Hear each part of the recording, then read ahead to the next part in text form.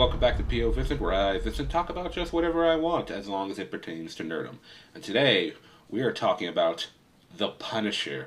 Oh yes, it is being announced today in various reports that apparently we are this close to getting a Punisher series on Netflix.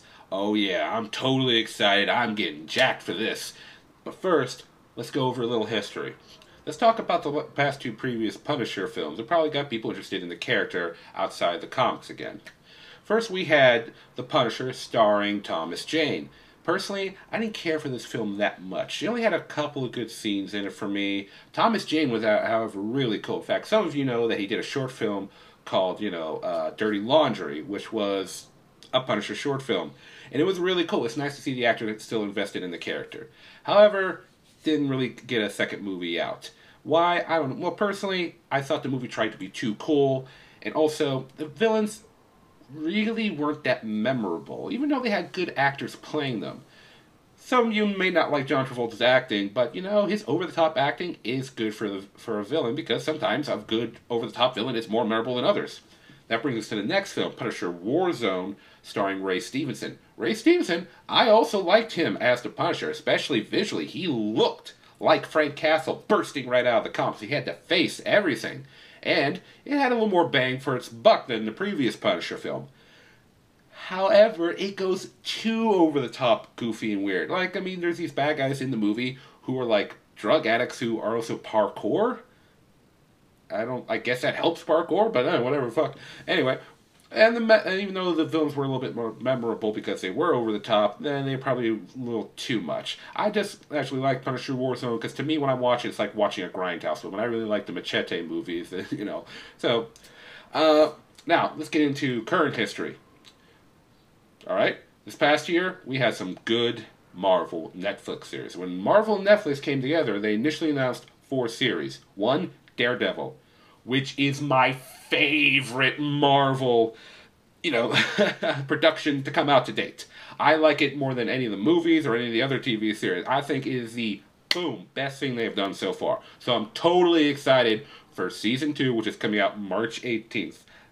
Check out some videos from us when that comes out. Then, in the same year, we had Jessica Jones, another great series.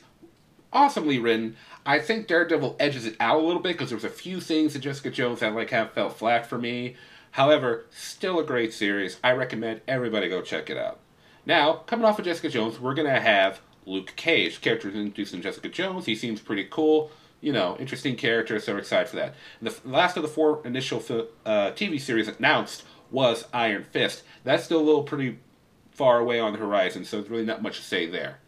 But because of filming for Season 2 of Daredevil, John Bernthal, who most people know from The Walking Dead, and also had a small role in a movie called Sicario last year, which I haven't seen that movie, check it out. Benicio del Toro in that film is fucking awesome. Emily Blunt too, by the way. Anyway, getting back on track.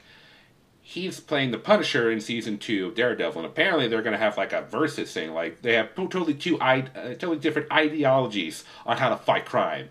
Daredevil, as we see in Season 1, had to fight with the choice of whether or not to kill his villains or to, at least not kill them. Basically, from full-blown vigilante to just maybe a simple anti-hero kind of deal. He, of course, settled on not killing. Punisher? Fuck no, man. He will mow you down with every fucking bullet and grenade he's got. So, that's going to be cool to see these two heroes who should be fighting on the same side, and technically are, going at each other because they just have totally different views on how to take care of things. And because, apparently John Bernthal has done such a fantastic job with this character during filming, the writer, the director, the executives, the producers, they are so excited about him that they're like, you know what? This guy can pull off his own TV series. So apparently they are this close to confirming a Punisher spin-off series from Daredevil. And that is exciting because this is a character that we should be able to enjoy. We should be able to love. He's like the ultimate insane action hero. His family was killed by monsters. His wife and his kid or kids, some depending on which version you're into. And that threw him over the edge. And he becomes a vigilante, that used to be like a commando or a black ops guy, and he's taking them out. Boom, boom, boom.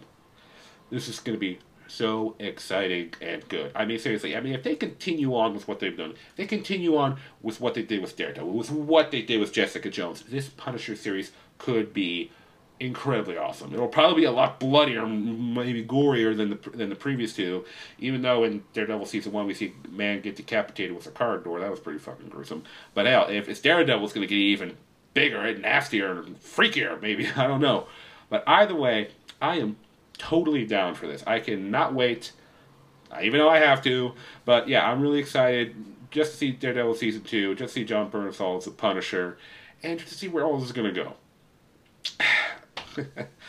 Okay, a little bit out of breath here. But anyway, hope you guys enjoyed this video. If you did, please subscribe to the Review of the Nerds channel, like us on Facebook, and follow us on Twitter. And until next time, I'm Vincent, and this has been my point of view.